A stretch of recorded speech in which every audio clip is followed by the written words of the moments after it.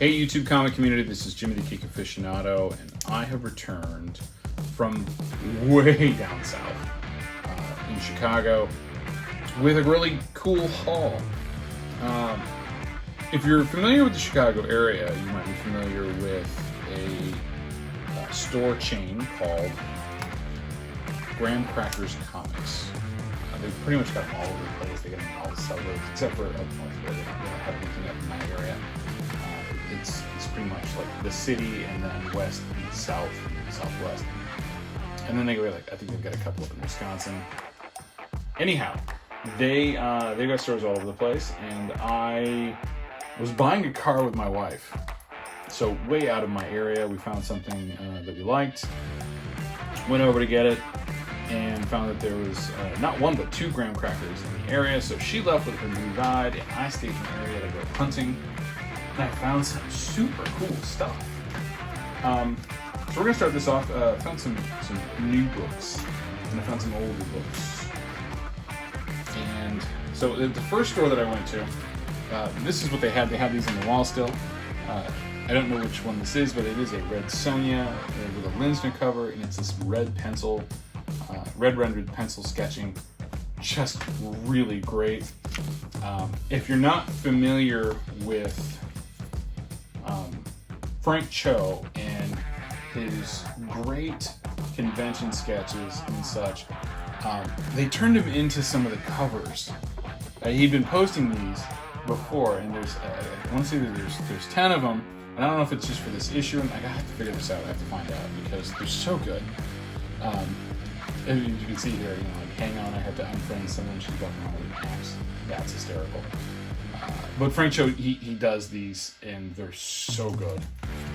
And speaking of good, if you haven't picked up his other stuff with Upshot, this is Marjorie Finnegan, Temporal Criminal. I'm not sure if this leads into Fight Girls or not, but his work with Ballpoint is truly impressive. Check him out if you're not already watching him on Instagram, but he does post some great stuff. So looking forward to checking this one out, especially since it's a Garth Ennis book, so that should be really fun and interesting to read. So we got those. And then this was just astonishing. And this is Vampirella number 20 with a Shannon Mayer cover. I could not resist. Shannon Mayer is one of my absolute favorite artists currently. His work is impressive. He really has an ability to not just paint amazing covers, but to really capture ethnicity and those specific permutations, especially in the face, and really kind of portray it out. He does an incredible job. I mean, obviously Vampirella, she's an alien, right? But she has a very exotic look to her. But if you see some of the other ones, he's done Storm, he's done Psylocke, he's done some others, and he just does an incredible job. So kudos to him. Very, very excellent artist. Loving his stuff. This is one that I found. I'm a big crime, like PI novel fan, and I started checking these out. I was checking out the Mickey Spillane's My Camera, but this one looked really cool. Great. I don't say it's not like a live action, but it's not really cosplay either. But it's a photograph cover. I guess that would be the best thing to say. This is Minky Woodcock, the girl who electrified Tesla. That's issue 1 and issue 2. Like I said, if you know me, you know I love redheads. Couldn't resist those, so I picked them up. And I don't get these. Actually, these are not in my SES. And I got to talk to them about that because I don't know why we don't have those hard case crime books. All right, so digging through the back issues, found some cool stuff. This has been eluding me for literally decades. This is Tales of the Witchblade 1/2, but this is not the regular cover. This is the foil cover. And a Wizard 1/2 foil cover, obviously you can tell it's very hard to get. So, digging that. Another copy of this guy because, you know, she's so popular right now. This is Zatanna Special.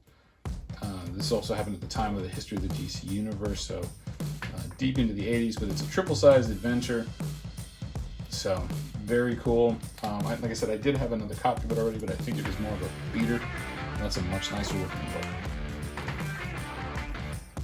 This was a nice find. This is Brave and the Bold 98. I talked before about when DC went horror across their superhero line. This is definitely one of them. Even though you got Batman and the Phantom Stranger, right? So it's a very cool crossover in that respect. And Batman looks like he's kind of going to have a bad night. Hopefully not. Maybe the Phantom Stranger will be able to do something. But a very cool book nonetheless. And if you like the Phantom Stranger, you got to check out the Swamp Thing show. Because the Swamp Thing show was just chock full of DC occult / horror cameos, and one of those ones was the Phantom Stranger. He was in there, Blue Devil was in there, Madame Xanadu. It was fantastic. I thought that was a great show. They shouldn't have canceled it, but they did. But I also found this. And this is like I'm going to say this is probably like a 9.2, 9.4 copy of Swamp Thing number 37, featuring the first appearance of the man, John Constantine. If you know, you know. If you don't know, that's just, you know, now you know. Alright, so that was that store, and then I was like, okay, I still got some time, I'll go pop over and check out another store. And this one had like tons of back issues, kind of like just like on tables and underneath tables. So I was able to find these from the first series of Darkness. I still had some late issues that I didn't have. I wanted to finish off my run because I stopped. I sold off all my comics for the second time. Or no, I'm sorry, not all my comics. I sold off my Witchblades and my Darknesses and my Preachers in order to fund a bass amp because I was joining a new band at the time. And now I'm just going back and trying to rebuild those collections, at least the ones I wanted. So this is issue number 30, issue number 35. These are all like $1. And issue number 36. So cool covers. Looking forward to checking it out. If you notice, Clayton Crane Interiors. So that's going to be pretty special, even though he didn't do the cover. No, he didn't do the cover. So got those. Cool stuff. And found this. I wasn't even aware that this existed. And if you do, and you didn't tell me, what's up with that? So this is a Marvel Knights 4-issue miniseries, Spider-Man and Daredevil, with painted covers by Alex Ross. I don't know if the interior story is any good, but like I said, I got issue 1 of 4. Now I gotta track down 2, 3, and 4. Because they didn't have them there, but that is super cool. I love Alex Ross's work. He is truly a master, as is Mr. Joseph Michael Linsner with this cover of Lady Rawhide Volume 2, Volume 3, number 1. This whole series all had covers by Michael Linsner. So I'm working on those because they're obviously great, right? Seriously, they're just awesome. And you notice I got a friend here. So the Batgirl over here. I got a little Batgirl here. This is Batgirl number 1, but this is Stephanie Brown. And all I have left now that I've got issue 1, and this is a Phil Noto cover, and he's fantastic. But all I've got left now is the Artgerm covers. Of course, 12, 13, and 14. The elusive ones. That's typical.